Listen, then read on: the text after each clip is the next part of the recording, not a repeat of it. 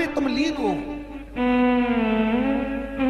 महाराज दुनिया के लोग नहीं समझते कि शंकर पर जल चढ़ाने का क्या लाभ है। शिव महापुराण कहती है, अगर एक दिन शिव महापुराण की कथा कहती है सोमवार के दिन भगवान शंकर को अगर जल चढ़ाया जाता है तो घर में तेज लक्ष्मी प्राप्त होती है। क्या मिलती है? तेज लक्ष्मी। कर बैठी थी, उनके नेत्र से अश्रु गिरा, उससे बेलपत्र उत्पन्न हुआ। काय का वृक्ष उत्पन्न हुआ? बेलपत्र। पूरी दुनिया में केवल एक बेलपत्र का वृक्ष कैसा होता है जिस वृक्ष के नीचे माता लक्ष्मी शाम के समय पर बुआरी लगाने के लिए जाती है, झाड़ू लगाने के लिए। बेलपत्री के पेड़ पर बेलपत्र का वृक्ष, जिसके यहाँ लक्ष्मी नहीं टिकती हो, पैसा घर में नहीं आता हो, बहुत चिंता लगी रहती हो, लक्ष्मी से जुड़ी हुई, व्यापार से जुड़ी हुई, पैसा आ ही नहीं लिया, बहुत मेहनत कर रहे हो। सोमवार की सोमवार 5 सोमवार बेलपत्री के पेड़ के नीचे एक घी का दिया लगाना चालू कर दीजिए। शाम के साथ थोड़ी सी मिट्टी बेलपत्री के पेड़ के नीचे की उठा कर लिया, घर के अंदर लाकर इतनी सी मिट्टी लाकर पटक दीजिए। 5 सोमवार करके देखो, छठे सोमवार पे करने की जरूरत नहीं पड़ेगी, व्यापार अपने आप बढ़ना चालू हो जाएगा। लक्ष्मी शाम के समय पर प्रतिदिन बेलपत्र के पेड़ के नीचे बुआरी लगाना। शंकर भगवान की प्रियता बेलपत्र। पहले भी कथा में कहा, फिर कहते हैं, जिस व्यक्ति के जीवन में धन, संपदा, वैभव, सत्ता, लक्ष्मी की थोड़ी भी कमी दिखती हो, उसको बेलपत्री के वृक्ष का पूजन चालू कर देना चाहिए। जाओ सोमवार के दिन बेलपत्र वृक्ष के नीचे जल चढ़ाकर, जल का सिंचन कर कर, उसी बेलपत्र के नीचे शाम के समय पर संध्या काल में, प्रदोष काल में भगवान देवाधिदेव महादेव गौरी शंकर का स्मरण करो। बेलपत्र की जड़ की ओर, बेलपत्र की तना की ओर, बेलपत्र के वृक्ष की ओर तुम्हारा मुख हो। कोई आसन नहीं, कोई आसन नहीं, केवल बेलपत्र के वृक्ष की ओर तुम्हारा मुख हो। जहां बेलपत्री का वृक्ष है उसके नीचे बैठकर, उसकी छाया में, उसकी ओट में पंचाक्षर मंत्र नमः शिवाय, या फिर षडाक्षर मंत्र ओम नमः शिवाय, या फिर श्री शिवाय नमस्तुभ्यम का स्मरण कर कर अपने हृदय की बात गौरी शंकर से, महादेव से कहे। शिव महापुराण की कथा कहती है 7 दिनों में एक दिन सोमवार का ऐसा होता है जिस दिन 33 कोटि देवी देवता बेलपत्री के वृक्ष के नीचे बैठकर भगवान शंकर और पार्वती का स्मरण करते हैं और शिव पार्वती उनकी झोलियां खुशियों से भरते हैं। देवता भी जिनका भजन कर रहे हैं वो बेलपत्री के वृक्ष के नीचे। लक्ष्मी, मां लक्ष्मी भी बेलपत्र के वृक्ष के नीचे निरंतर विराजमान होती है।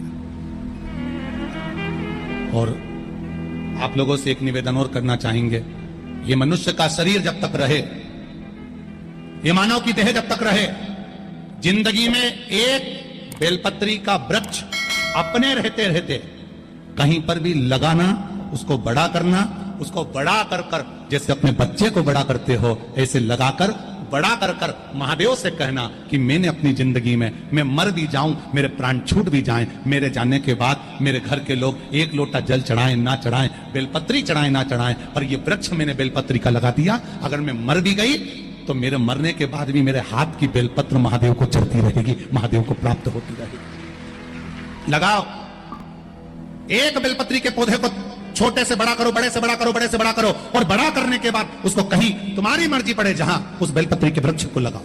अगर गलती हो गई है, बहुत गलतियां हो गई, बहुत दुख पड़ गया, तकलीफ में आ गए, लग रहा है कि मुझसे बहुत गलतियां हुई है, बाबा मेरी नहीं सुन रहा, ये बेलपत्री का भाग की डंडी पीछे की ओर कर, जहां बैठकर बेलपत्र चढ़ा रहा, पत्ती का मुख अपनी और डंडी का मुख सामने। शिव की कुछ आराधना है, मेरे भोले बाबा की कुछ आराधना है। खाली ना जाता कोई,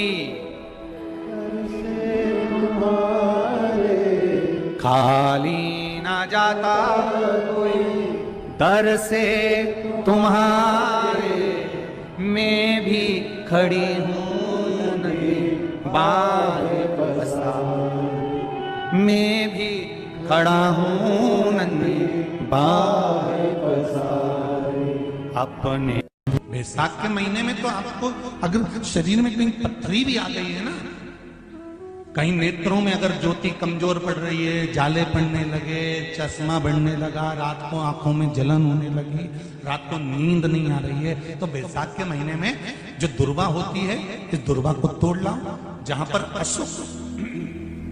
अशुक सुंदरी का स्थान होता है, जहां पर अशुक सुंदरी का जो स्थान होता है, उस अशुक सुंदरी के स्थान पर उस दुर्वा को रख दो।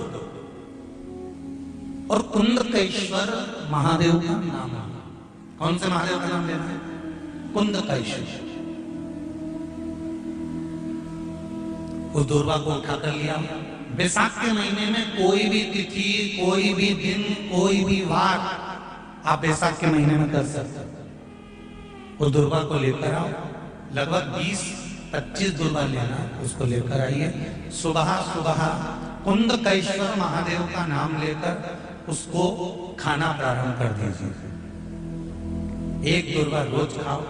जो पथरी है या नेत्रों में तकलीफ है या कोई ना कोई रात्रि को नींद नहीं आना, बेचैनी हो जाना, घबराहट आना, धीरे धीरे धीरे धीरे 20 दिन की वो दुर्वा है, 20 दुर्वा एक एक दिन खाना चालू करो। 4 या 5 दिन लगेंगे, अपने आप आपको कोई गोली खाने की जरूरत नहीं पड़ेगी, नींद अपने आप आना प्रारंभ हो जाएगी और बेचैनी। अशोक सुंदरी वाली जगह पर दुर्वा समर्पित कर कुंदकेश्वर महादेव का नाम लेकर। कौन से महादेव? कुंदकेश्वर। जिस नारी का रजोधर्म से जुड़ा हुआ जो भी तकलीफ होती है, केवल हाथ में जल लेकर आसक्ति का नाम लेकर भी वो पान कर लेती है, तो रजोधर्म से जुड़े हुए सारे दुख, कहते हैं कि गर्भ में, गर्भाशय में अगर गांठ भी पड़ गई है और डॉक्टर कह रहा है कि बच्चा रानी में गांठ है, गर्भाशय में गांठ है और इसका ऑपरेशन होना जरूरी है, आसक्ति दक्ष प्रजापति की पहली पत्नी का मात्र स्मरण कर कर अगर आचमन पानी का कर लिया जाए तो गांठ भी गर्भाशय की गलना प्रारंभ हो जाती है। ये वो नाम, ये वो शब्द है। अगर मान लो शरीर में कोई गांठ पड़ जाती है, डॉक्टर अपना इलाज कर रहा हो, उस जगह पर प्रजापति वीरण की पुत्री आसक्ति का नाम स्मरण में आना चाहिए। एक बार सब बोलिए, क्या नाम है? आसक्ति। और हर हम आसक्ति का नाम भी नहीं बोल सकते, तो इसी आसक्ति का एक नाम है वीरणी। क्या नाम है? आसक्ति का स्मरण।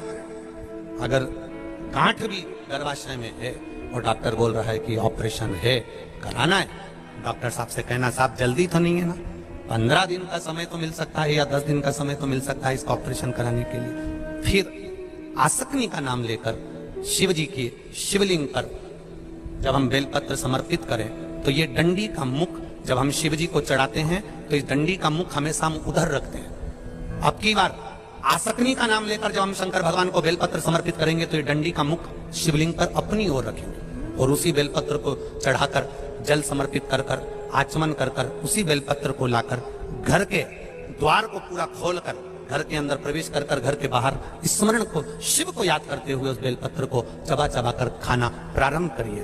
10 दिन मांगिए आप, ये 10 दिन के बाद मैं ऑपरेशन कराऊंगी, मना नहीं, पर एक बार मैं मेरे महादेव का नाम का स्मरण करना चाहती हूँ, एक बार शिव तत्व को जान। क्या नाम है? जम के बोलो, नाम बोलो फिर से।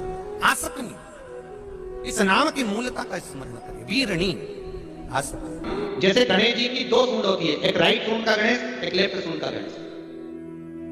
कौन कौन सी सूंड का? राइट सूंड और लेफ्ट सूंड। राइट सूंड का गणेश घर में होना चाहिए और लेफ्ट सूंड का गणेश आपका कोई ऑफिस हो जहां से आप अपना धंधा कर रहे हैं, नौकरी कर रहे हैं, सर्विस कर रहे हैं, काम कर रहे हैं, बिजनेस कर रहे हैं, या आप अपनी कोई भी कुर्सी के ऊपर बैठते हैं किसी कमरे में जाकर, उस कमरे के अंदर लेफ्ट सूंड का अगर गणेश होगा तो आपकी तरक्की को, आपकी उन्नति को दुनिया में कोई नहीं रोक सकता। और अगर जिस स्थान पर बैठकर आप बिजनेस कर रहे हैं, कमा रहे हैं, उस स्थान पर अगर राइट सूंड का गणेश होगा तो आपकी तरक्की नहीं, वहां लेफ्ट सूंड का गणेश होना चाहिए। और घर में जम के बोलो, राइट सूंड, राइट सूंड का गणेश।